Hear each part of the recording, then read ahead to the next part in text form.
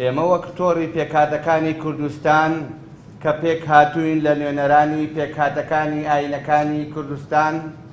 بە پێی یاسای ژمارە 5 ساڵی 2015 کە تایبەتە بە پاراستنی مافی پێکهاتەکان لە کوردستان کە لە مادەی 1 بڕگەی 2دا ئاماژەی پێکراوە کە بە پێی یاسای نێودەوڵەتی جەخت لەسەر پاراستن و بەدیهێنانی مافە سیاسی و مەدەنی و کۆمەڵایەتی و ڕۆشنبیری و ئابوووریەکانی پێکهاتەکان بۆ پەرەپێدانی جانی لێبوردەیی و پێکەوە ژیانی هاوڵاتیان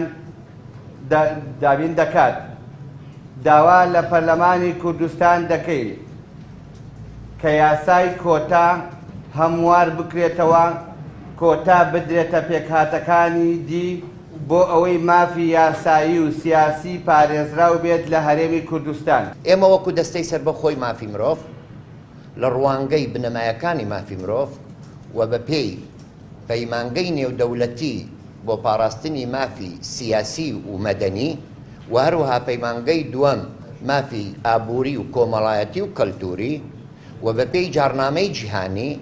و هەموو ڕێکەوتنامەکان و پرۆتۆکۆڵەکان کە لە نەتەوە یەکگرتووەکان چەسپاون لە هەر وڵاتێکی فرە ئاینی و نەتەوەیی